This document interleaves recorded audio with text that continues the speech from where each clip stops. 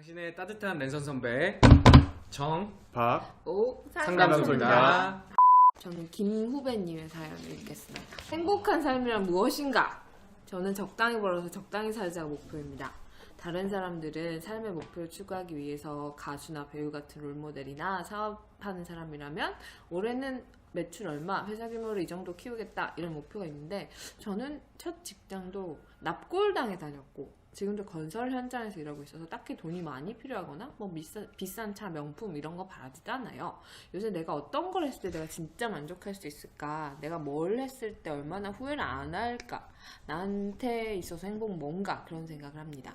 내가 언제 행복했나? 다른 사람들과 똑같이 결혼해서 애 낳고 사는 게 행복은 아닌 것 같고 파이어족이 꿈이라 주말마다 로또를 합니다. 삶의 여유가 아니 근데 삶의 여유가 있으면 그냥 낚시나 여행이나 살 빼거나 하고 싶은 거 다 하고 싶어요 라고 했는데 이분이 글이 되게 의식의 흐름대로 맞아요. 저는 제 스타일이에요. 그래서 제가 그래요. 한마디 해주고 싶었어. 의식의 친구야. 일단은 뭘 많이 안 해보신 분 같아. 이거는 사실 근데 돈의 문제는 아니야. 물론 그런 부분 있죠. 경제적으로 어릴 때부터 조금 부유한 가정에서 자란 친구들이 같은 연령대의 다른 환경에서 조금 열악한 환경에서 자란 친구들보다 더 많은 새로운 경험에 노출될 확률이 높아요. 그쵸? 그거는 맞고 그런 친구들일수록 진짜로 자기에 대해서 객관적으로 파악할 수 있는 게 발달한 건 맞거든요. 내가 여러 가지를 해봤는데 나는 이런 걸 좋아하고 이런 걸 잘하는구나. 난 이렇게 살아야겠다 라고 하는 그런 자기 삶에 대한 방향성을 설정하는 기간이 더 빠른 건 맞죠. 그런 경험이 많을수록. 하지만 20살 이후에는 그래도 우리가 돈을 벌 수 있고 그리고 자유롭게 내가 선택을 해서 내 삶의 방식을 설정할 수 있는 경험들을 할 수 있는 나이가 된 거잖아요. 하고 싶은 게 있다면 얼마든지 아르바이트라든지 이런 거를 해서 경제적인 부분을 해결하면서 할 수 있을 것 같아요. 그런 거를 많이 해보고 자기를 여러 상황에 노출시키면서 나를 스스로 파악하고 내가 언제 행복한 사람인가를 알게 되는 거지. 20, 30대 때는 돈을 진짜 미친 듯이 벌고 40대 때부터 알아봐야겠다. 그러면은 이게 되겠냐고. 그러니까 돈도 써본 놈이 안다고. 맞아요. 그리고 놀아본 놈이 잘 논다고. 내가 좋아하는 게 뭔지 모르고 놀아본 적이 없는데 로또를 받아서 돈이 많이 생겼어. 그럼 계속 통장에 넣어둘 겁니까? 지금 경제적인 상황에 상관없이 본인의 취향을 파악할 수 있는 경험을 하셔야 돼. 추억이 많다는 건 경험이 많다는 것 같고 저는 이렇게 인생을 나이가 들수록 점점 뭔가 시간이 좀 없잖아요. 없다 보니까 없고 막 주어진 일 해야 될 일 막 약간 고통스러운 삶의 연속일 수 있는데 그런 삶 속에서 가끔씩 나를 이렇게 적셔주는 뭔가 이렇게 것들은 내가 과거에 경험했던 것들 그 경험들을 이렇게 그러니까 환기시킬 수 있는 어떤 그런 추억 같은 것들 그런 것들이 딱 오면은 이게 내가 그래도 참 재밌게 즐겁게 잘 살았구나라는 걸 막 되새기게 되더라고요. 그런 거 보면서 좀 지금이라도 뭐 경험이 많이 없으시다면은 생각보다 좀 많이 시도해보고 그냥 무작정 뭐라도 누굴 만나서 뭘 해보고 뭐 여행을 가든 여러 가지 그런 추억이 될 만한 경험들을 많이 만드셨으면은 좋겠어요. 애궁 후배님의 사연. 저는 대학에서 그림을 전공하고 졸업한 지 3년 정도 된 새내기 작가입니다. 아이고, 저의 고민은 정말 흔한 고민인 현실과의 타협에 대한 것입니다. 저는 그림 그리는 거 좋아하고 앞으로도 작품 활동하는 그림 작가로 살아가고 싶은데 근데 돈이 없으면 아무것도 할 수가 없다는 걸 몸소 깨달아가고 있는 중입니다. 그래서 저는 현재 작가 활동을 하는 동시에 돈도 벌 수 있는 직업을 가진 투잡러로 살아가고 있습니다. 근데 이렇게 두 가지를 한 번에 하려니까 양쪽의 균형을 맞추는 게 어렵네요. 가끔은 돈 버는 일만으로도 되게 벅찬데 그래서 그림을 포기하고 싶어지기도 하고 그러면 언제든 다시 시작할 수 있으니까 일단 돈 버는 걸로 커리어를 쌓아서 안정적인 수입을 만든 다음에 다시 그림을 시작할까 하는 생각도 합니다. 이런 생각들과 코로나로 답답함과 우울함이 점점 더 더해지니까 버티기가 힘들어지는 것 같아요. 다른 사람이 해결해 줄 수 없는 고민이라는 걸 알지만 누군가의 조언이나 이야기, 생각들을 들으면 조금 덜 후회하는 선택과 결정을 할 수 있지 않을까 싶어서 고민 사연을 보내봅니다. 라고 하셨습니다. 그림만 그려서 사는 거 되게 목표로 하지만 제 지인들 중에 그림 회화하는 친구나 뭐 조각하는 친구나 다 그런데 진짜 안 되거든요. 대부분 그 생계를 위한 일과 작가로서도 놓치지 않고 싶은 이 두 가지를 병행하다가 점점점 이 한쪽의 비중이 작아지는 상태가 되게 많은 주변의 미술 작가들이 이런 경험을 하더라고요. 근데 그럼에도 불구하고 끝까지 놓지 않고 하는 그림 작업을 하는 사람들인 경우에는 작가라는 정체성을 지키면서도 생계를 유지하면서도 해 나가고 있는 사람들도 있다는 얘기를 드리고 싶은데 어느 것 하나도 지금 완벽할 수 없으니까 뭐 하나는 포기하고 싶은 거야. 그 상황 알죠? 근데 어느 것 하나를 포기하는 순간 그걸 다시 찾기 위해서 엄청 많은 시간과 노력이 필요해요. 이런 작품에 대한 열정도 저는 그 열정이 있는 시기가 있다고 생각하거든요. 놓지 않았으면 좋겠어요. 저는 개인적으로는. 생계는 너무 자연스럽게 모든 사람에게 지금 당연히 반드시 놓으면 안 되는 일임에는 분명하고, 근데 동시에 이것과 똑같이 내가 멱살을 잡고 끌고 가고 싶은 이 나머지 하나도 내가 이걸 안 하면은 안 되는 일이어야 동시에 가능하다고 생각하거든요. 그래서 지금 옥선배도 연극 연출 놓지 않고 돈이 안 되지만 배우들과 싸우지만 계속 이제 네. 하고 있는 이유가 네. 놓을 수 없는 사람이니까 그런 거잖아요. 맞아요. 지금도 계속 ING신 거죠? 네. 지금 11월 말에 네. 합니다. 와. 보러 오십시오. 다음 사연. 등 터진 새우 후배님이 보내주셨어요. 10년차 직장인입니다. 직업 특성상 여러 사람들과 직접 커뮤니케이션 하면서 하는 일들이 많은데 같이 일하면서 서로 그렇게 싸우고 토라지고 하세요. 저보다도 나이 많으신 어른들이신데 도대체 왜 그러시는 걸까요? 중간에서 달래드리고 오해를 풀어드리려고도 하는데 가끔씩 현타가 옵니다. 매일 밤늦게까지 일할 정도로 업무량도 많은데 이런 것에까지 제 영혼이 갈리고 싶지 않아요. 아이고. 고래싸움에 새우등 터지는 일이 그래서 등 터진 새우라고 하셨구나.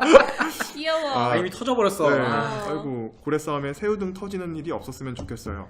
어른들끼리의 싸움 말리는 좋은 방법이 있을까요? 조직에 대한 문제라기보다는 나는 그 두 분의 문제라고 생각해. 싸우는 사람? 그 두 분의 어떤 안 맞는 부분이 있는 거지. 서로가 서로에게. 근데 이거는 지금 세우님이 조율해줄 수가 없어. 둘이 같이 하고 있는 일을 빨리 끝내서 각자의 영역으로 돌아가거나 아니면 누군가 한 사람이 이걸 수용할 수밖에 없는 것 같아요. 감정적으로라면 약자 편을 들어야겠죠. 저는 감정 싸움을 되게 싫어해요. 인생은 제 모토가 약간 심플 이즈 베스트라고 생각을 하거든요. 그래서 저는 업무에서 감정을 안 넣어요. 안 넣으니까 편해요. 다 그냥 감정 없이 일하니까 혹여나 내가 이렇게 얘기했을 때 그 사람이 막 상대방의 그런 것들을 배려하면은 너무 막 하면서도 생각이 많아지잖아요. 근데 맞아. 최대한 예의를 지키면서 거기까지만 하자. 근데 그냥 감정 없이 일하니까 막 이렇게 막 일하면서 감정이 막 이렇게 얽히고 설키면은 얼마나 힘들까. 그래, 그냥 욕하면 욕 같이 해주시고 그 싸움을 말릴 수는 없으실 테니까. 영혼이 갈린다 그러시니까 얼마나 힘드실까. 아니면은 집에 빨리 가. 이 싸움을 말려야 되겠다는 생각 자체가 난 좋은 방법이 아닌 것 같거든요. 충분히 싸우시도록 두는 게 좋을 것 같아요. 대차게 싸워야 그 다음에 관계가 좀 좋아지거나 회복이 되거나 하지, 애매하게 싸운 상태로 두면 계속 그 긴장이 오래 갈 뿐이야. 옥선배 특유의 솔루션이 나왔습니다. 그대로 돌아. 레디피. 어떻게든 된다. 맞아. 시간 그러니까, 흘러가면 다 어떻게 되는 것 같아. 맞지? 싸우게 돌아. 잘 싸워야 돼. 본인은 조기 퇴근을 하세요. 빨리 집에 가세요. 등 꿰매러 가야지. 알타리 무 후배님께서 보내주셨어요. 결혼을 앞두고 어렵게 집을 하나 장만했습니다. 처가에서 도와준 건 6분의 1도 되지 않고 그동안 직장생활하면서 모은 돈 대출로 충당했습니다. 그런데 장인 장모는 잔금 치료는 오셔서 집은 어떻게 꾸며라, 가구는 뭘로 해라 이것저것 얘기하면서 도와준 생생은 다 내시더군요. 식도 얼마 안 남았는데 저러시면 나중에 결혼하고 나서 어떻게 하실지 걱정입니다. 6분의 1이라는 그 금액도 저는 매우 최소 몇 천만 원 단위라고 예상이 되거든요. 그렇네. 그 돈이 있었기 때문에 어렵게 집을 장만할 수 있었던 거고 아니었으면 못했을 거잖아요. 그래서 뭐 어르신들께서 오셔갖고 이래라 저래라 한다는 거 저는 그분들 입장에서는 충분히 그럴 수 있고 본인 입장에서는 왜 저러실까 해도 인정을 좀 해주셔야 될 것 같아요. 그리고 가족이잖아요, 이제 배우자의 부모님이시고 그거를 왜 저러시나 이제 결혼해서 더 어떻게 더 뭐라 하실까 이렇게 고민하기보다 좀 인정하고 그래 어른들 보기에는 우리가 아무리 컸어도 다 애들 같고 자식들 보는 마음이 똑같을 거라는 생각이 들겠잖아요. 어르신들 입장에서는 아직도 한살 애 같고 그러니까 그러려니 해야지 본인도 편하고 좀 스무스하게 넘어가는 것 같아요. 저도 결혼 직전에 엄마랑 저희 어머니랑 대판 싸웠거든요. 왜 아직도 나를 컨트롤하려고 하시고 뭔가 왜 애부듯이 하지? 그래서 한번 확 이랬다가 저만 괜히 또 상처받고 내가 후회하게 됐어요. 내가 왜 엄마한테 왜 그랬을까? 근데 이제 결혼하고 조금 시간이 흐르면서 저도 내려놓더라고요. 그냥 그러려니 부모님 어르신들 말씀에 첨언하지 않고 그냥 예 하고 넘어가니까 참 아무 일도 아니에요. 아무 일도 없어. 그리고 내가 원하는 대로 할 수 있어. 잘 들어드리면 돼. 그냥 예 하면서 그냥 들어만 주세요. 다 따라 안 하셔도 돼요. 네. 나중에 그냥 부모님 얘기 안 따라갔어도 너네 왜 이래? 내가 시킨 거 아니야? 그러게요. 맞다. 이렇게 그냥 넘어가시면은 굳이 콕 집어서 얘기 안 하죠. 얘네는 이렇게 안 했구나. 그러면 계속 그렇게 하면 오히려 익숙해지죠. 얘는 내가 뭐라 해도 안 듣는구나. 그리고 크게 큰 의미 부여도 안 하세요. 본인이 결혼한 사람은 배우자예요. 그건 맞아요. 하지만 부모님이 살아계시는 한은 그분들이 살아왔던 방식, 그분들이 아이를 키웠던 그런 방식, 이런 걸 존중을 해야 돼. 그거는 그 사람에 대한 존중일 수도 있거든요. 단순히 내가 살아왔던 방식과 너무 달라, 마음에 안 들어, 그런다고 엎어버리면 평생 누구랑 같이 살 수 없어요. 근데 만약에 나는 존중을 하는데 저쪽에서 우리 집안의 삶의 방식이나 가치관을 존중하지 않아, 그러면 헤어져야죠. 나랑 같이 살 사람이 평생 내 편이라는 생각이, 그 확신이 들면은 그 사람의 부모님과 조금 견해 차이가 있더라도 이건 안고 가야 된다 라고 생각합니다. 너네 집은 이랬구나, 우리 집은 이런데 그래서 너네 부모님이 그랬구나, 그래서 우리 부모님이 이래. 그렇게 맞춰가는 기간이 한 3년 정도 되지 않을까 생각하거든요. 저는 그렇게 맞춰가면서 이제 살아가는 거지, 뭐 처음부터 하나도 안 싸우고 막 30년 넘게 사는 부부가 어디 있겠어요. 이런 갈등의 순간이 생길 때마다 그때그때 싸우거나 지금 내가 불편하다고 얘기하거나 마음에 안 든다고 얘기할 수 없는 대상인 것 같거든. 장인과 장모라는 존재는 참아야 될 것이 생기는 관계의 시작인 것 같아요. 내가 뭔가 좀 마음에 안 들거나 그들의 행동이 별로 내 스타일이 아닌 순간이 목격이 되어도 그때그때 너 왜 나한테 그래? 라고 얘기하면 안 되는 관계가 이제 탄생한 것 같거든요. 근데 또 더 참을 수 없는 일이 생긴다면 현명한 방식으로 대처를 해야 하겠지만 지금은 아직 그런 단계는 아닌 것 같아. 집이 몇 평인지 모르겠지만 6분의 1만 그분이 원하는 조건이세요. 들어준 티는 내야 돼.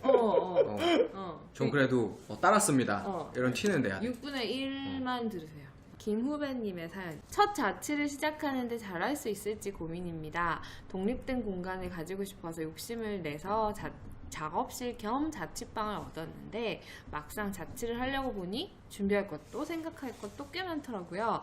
무엇보다 혼자 살아본 적이 한 번도 없는 제가 괜찮을지 고민이 됩니다. 라는 너무 귀여운 사연을 남겨주셨어요. 와, 자취 너무 추천합니다. 진짜. 뭐가 그렇게 좋았죠? 저는 일단 그때 당시 코로나 전이기 때문에 너무 많이 놀았어요. 그때 제가 이태원 걸어서 한 20-30분이면 가니까. 이태원 죽돌이었잖아요. 네. 박 선배. 진짜 이태원도 가깝지, 강남도 가까워, 신촌, 합정도 걸어서도 가고, 거기 그 경의선 그 철길 따라서도 가고, 거기 너무 좋았어요. 저는 놀기. 그때 행복과 지금 결혼했을 때 행복을 비교한다면? 완전 다른 차원의 행복인데, 그래도 결혼 전에 자취를 해서 그렇게 행복했던 혼자의 그런 생활이 있었기 때문에 또 이것도 행복한 것 같아요. 놀았으니까. 둘 다 너무 좋아요. 좋았어요. 저도 짧게 저는 3개월 이게 정도 해봤었거든요.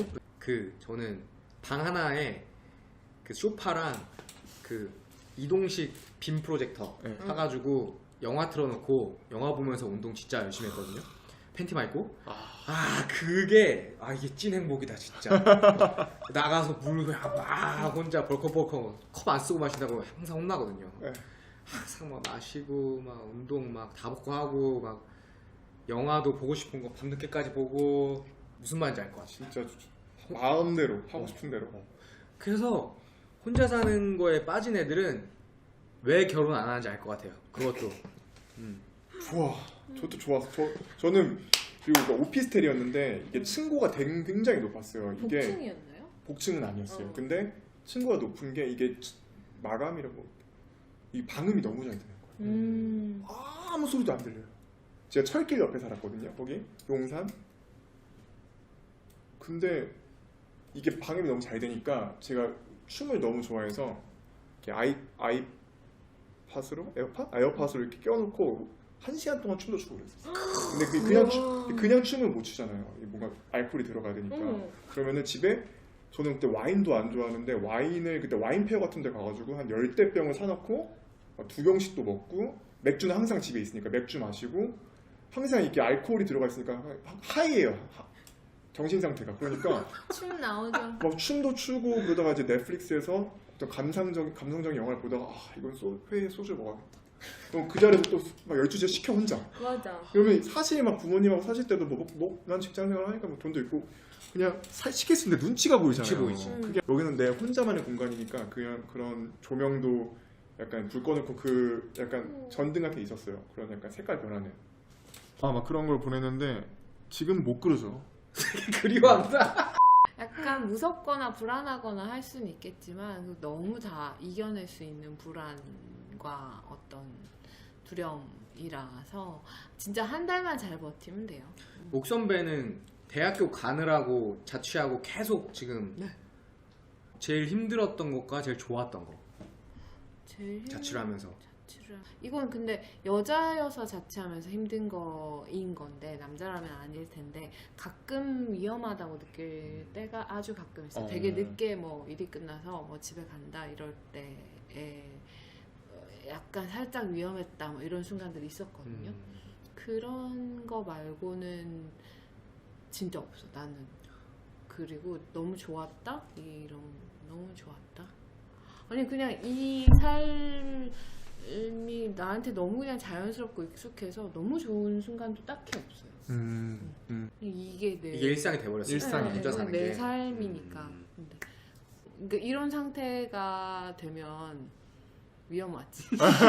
자취 시작하는 친구를 위해서 팁. 생각보다 돈이 많이 들 거예요. 그리고 그런 거에 깜짝깜짝 놀랄 수 있어요. 키친타올이 생각보다 비싸구나 뭐 이런 것들. 간장이 생각보다 비싸네 뭐 이런 것들이 생길 텐데 절대 대용량으로 사지 마세요. 싸다고 인터넷에서 대용량으로 막 사서 쟁여놓는데 그게 오히려 돈이 더 많이 들고 자취의 재미는 그냥 하나하나 내가 원하는 거, 내 취향인 것들을 골라서 그걸 내가 실제로 쓰고 해볼 수 있다는 건데 너무 싼 거에 집착하지 말아요. 왜 요즘 뭐 리퀴드도 있고 가루도 있고 뭐지 무슨 캡슐로 된 것도 있고 궁금하잖아요. 그런 거 써보고 싶잖아요. 근데 생각보다 그게 돈 차이가 크지 않거든. 근데 사람들이 자꾸 싼 거 엄청 큰 걸로 쟁여놓으려고 하는데 이런 재미를 놓치면 자취의 재미가 나는 되게 크게 반감된다고 생각하기 때문에 되게 큰 데서 아끼고 그런 데서는 생각보다 너무 아끼려고 하지 마요. 박수 매틱. 노세요 그냥 하프로. 다음 사연. 네. 저는 심후배님 네. 사연으로 가겠습니다. 점점 친구가 없다는 느낌이 듭니다. 친구가 전혀 없는 것도 아니고 나름 친한 친구도 있는데 나이가 들수록 외롭다는 느낌, 믿을 만한 정말 나를 위해주는 친구가 없다는 느낌이 드네요. 이런 것도 고민이 맞을까요? 이대로 괜찮을까요? 점점 친구가 없다는 느낌도, 그러니까 갈수록 우리가 중고등학교나 대학교 때 막연하게 그 친목이라고 해야 되나? 나와 얘 사이의 연결, 유대가 목적인 관계는 점점 갈수록 안 생기는 건 맞는 것 같아요. 인간적으로 좋아서 만나게 되는 친구 사이는 참 점점 그럴 기회가 없어지는 것 같은데, 대신에 나는 동료로서의 친구를 만들 수 있는 기회는 나이 들수록 더 많아지는 맞아요. 것 같거든요. 그래서 약간 그냥 그런 친구들한테 기대할 수 있는 거는 이 뭐랄까 그 워딩 그대로의 프렌드십이 주는 것과 좀 다를 수도 있다는 생각이 들거든요. 막 그러니까 무조건적인 지지와 응원과 뭐 유대, 연대 뭐 이런 거가 없다는 게 아니라, 그러니까 맹목적인 그렇게 뭐 이렇게 내가 널 믿어주고 사랑해주고 응원해주고 막 이런 관계 이상의 어떤 관계가 이제 지금 이 나이 때 친구, 프렌드십에 들어있는 되게 다양한 개념 중에 더 포함되는 게 있고, 그건 조금 덜할 수도 있어서 그렇게 많이 쓸쓸해하지 않으셨으면 좋겠다는 얘기. 어렸을 때는 진짜 이 친구를 믿었고 이 친구들 다였고 자주 만나면서 맞아. 아 진짜 평생 친구다 했는데 나이가 들면서 가치관이라는 것도 살짝 조금 그때는 그냥 친구였고 어렸을 때 만났기 때문에 그냥 아 하면서 이렇게 다 지지해주고 이렇게 믿었던 부분들이 어떻게 보면은 나이가 들수록 그 가치관이 또 이제 공고해지고 변하지 않잖아요 사람들은. 저도 이제 그거를 막 용인해줄 그런 여유도 없어지고 나이가 들면서 그냥 나도 그냥 편하게 편한 거예요. 그러니까 나랑 비슷한 가치관, 성격은 다르더라도 그래도 어떤 기준점만큼은 비슷한 사람들이랑 뭔가 좀 편한 것 같아요. 그래도 그런 악유는 없으니까. 그런 거 보면서 저도 아 어렸을 때 그렇게 친하고 정말 쟤랑 뭐 일주일에 두세 번씩 만나고 놀고 술 먹고 그랬는데 그 믿음이라는 게 너무나 생각이 다르니까 어떤 기준점 부분에서는 그런 좀 의문은 들더라고요. 저도. 근데 그런 것 같아요. 그래도 다 사람은 다 다르니까 가치 판단도 다 다르고 어떻게 보면은 다름을 또 인정하게 되고 이건 믿음의 문제가 아니라 그냥 쟤와 나랑 다른 거구나. 그리고 나아가서는 저 친구랑은 사업 못 하겠구나 이런 생각을 하게 되고 왜냐면 이 기준점이 다르니까 중요하죠. 네, 그래서 그냥 인정하게 되더라고요. 그런 부분들을. 그래도 친구는 친구다 하면서 그냥 넘어가게 돼요. 매일 통화를 하고 뭐 일주일에 한 번씩 봐야 되고 한 달에 한 번씩 봐야 되고 그렇게 만나는 친구만이 친구가 아니고 바쁠 때가 있잖아요. 일이 엄청 바쁘고 아이가 태어나서 정말 부모의 손이 필요한 그 시기에는 연락하기가 진짜 힘들어요. 근데 그렇게 연락을 하지 않더라도 그 시간을 뛰어넘어서 나중에 진짜 서로가 삶의 여유가 생겼을 때 다시 만나면 그때 다시 친구가 되는 거죠. 우리는 그냥 만나지 않더라도 함께 간다 라는 생각이에요. 함께 삶을 살아나가는 동료이다. 친했지만 지금은 잠깐 만나기 힘든 친구들도 심우배님을 친구로 생각하고 있고 본인의 삶을 응원하고 있고 행복하길 정말 바라고 있을 거예요. 열심히 사시고 최선을 다해서 행복하시고 그리고 나중에 서로가 정말 열심히 그 시간을 살아낸 다음에 딱 만나서 서로 딱 안아주세요. 그게 친구잖아요. 잘 버텼다 너도 지금까지. 드디어 마지막 방송이 끝났습니다. 네. 너무 고생 많으셨어요. 고생 많으셨습니다. 이 사연들 말고도 들어왔던 사연들이 더 있었는데 다 해드리지 못했고 그 전 방송들에서도 편집이 됐던 거는 이제 재미가 없는 것도 있었고 그리고 중복되는 사연들도 있었고 하지만 이제 써주신 분들 모두에게는 서대문에 있는 세 곳의 인디 서점에서 사용할 수 있는 그 상품권은 다 보내드렸으니까 그런 부분은 이제 저희가 안내해드리고 한마디씩 이제 소감을 얘기를 하고 끝내면 좋을 것 같아요. 저 같은 경우는 되게 평범하고 루틴한 삶을 살고 있는 그냥 보통의 직장인인데 이런 정박옥 상담소를 통해서 다양한 고민거리 그리고 다양한 분야에서 활동하시는 분들의 그런 생각들을 접하면서 되게 많은 간접 경험도 하고 내가 모르던 부분들을 많이 알게 됐던 것 같아요. 제가 뭐 좋은 솔루션이나 이런 것들을 드리진 못했지만 그래도 오히려 제가 많이 더 많은 좋은 걸 얻어가는 시간이었던 것 같습니다. 제가 되게 감사해요. 그래서 너무 좋았던 시간이었고 처음에는 되게 어렵다. 언제쯤 10회까지 갈까 했는데 참 진짜 이렇게 10회 날도 추워지고 이렇게 왔네요. 저는 가장 큰 건 이 두 분을 알게 된 것이에요. 그래서 너무너무 좋았고 사연을 통해서 사람들을 만나는 이야기를 듣는 것도 너무 좋았지만 역시나 저는 이 두 멋진 사람을 인간을 알게 되었다는 게 저에게 너무 복이었고요. 그리고 10회 동안 카메라 밖에서 너무나 애를 써주신 분이 또 한 분이 계신데 아마 여러분들은 저희 셋만 보셨겠지만 카메라 밖에서 이 화면 송출과 이 기타 등등의 모든 이 편집과 촬영과 이걸 도와주신 굉장히 멋진 이렇게 훌륭한 존재가 카메라 밖에 있었는데 그분께도 박수를 보내드리고 싶습니다. 고생하셨습니다. 그리고 웬만하면 시즌2로 다시 보는 것으로 우선 사연 보내주신 분들께 진짜 진심으로 감사드려요. 사연 없었으면 아마 10회까지 못했겠죠. 맞다. 정말 진심으로 감사드리고 시청해주신 분들께도 정말 감사드립니다.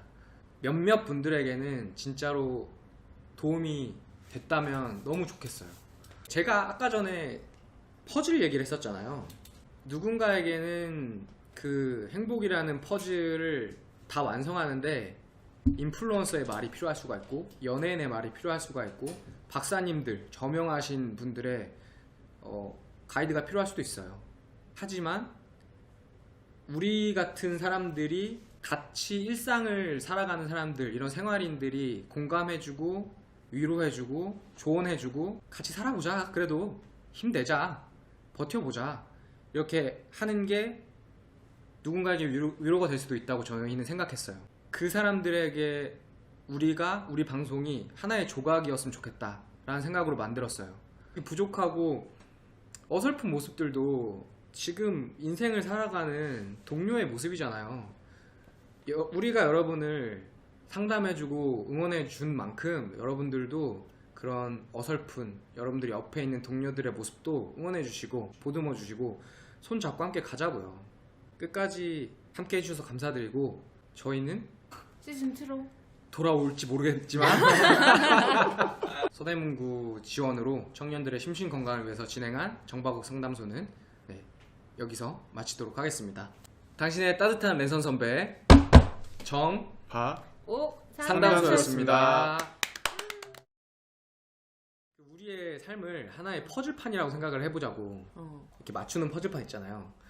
그리고 이 퍼즐판이 딱 다 세팅이 되면 우리는 우리 삶의 방향을 찾을 수 있어. 행복을 획득할 수가 있어. 근데 이 퍼즐 조각들은 여러 곳에 있을 거예요. 그래가지고 제가 고등학교 때 진짜 우리 힘들 때 저에게 힘을 줬던 노래는 체리필터였어요. 태어나서 처음 가봤던 콘서트장이 체리필터 콘서트장이었는데 수능 끝나고 근데 아까 우리 방송 시작하기 전에 체리필터 노래를 잠깐 저희 촬영 감독님이 틀었는데 이게 또 올라와 내가 잃어버렸던 퍼즐 조각 하나가 딱 갑자기 채워진 느낌이었거든요. 체리필터한테 있었구나. 그 한 조각이 거기 있었던 거지. 근데 그 무수한 조각들이 있는 사람이 있고 물론 몇 조각 안 되는 사람이 있겠죠. 그 하나의 퍼즐을 완성하기에는 사람마다 다를 텐데 그 퍼즐 조각이 많은 사람일수록 행복한 것 같아. 그래서 그 사람은 정말 낙엽 지는 거 봐도 퍼즐 조각이 들어올 수 있고 길 가다가 아이가 웃는 모습만 봐도 퍼즐 조각에 맞춰질 수 있는 사람이 있을 수 있잖아요. 그런 게 별거 아니라고 생각한 사람은 되게 커다란 퍼즐 조각이 어딘가에 있겠지, 로또처럼. 그럼 뭐 평생 안 우는 거야. 행복하겠냐고. 그러면 헛헛해 평생. 근데 그런 조각들을 잘게 부숴가지고 여러 곳에 배치해둔 사람은 더 행복한 거죠. 순간순간 이게 들어올 수 있으니까 행복이. 그러니까 그런 생각을 하게 됐어요. 김 후배님도 체리 필터를 찾으십시오.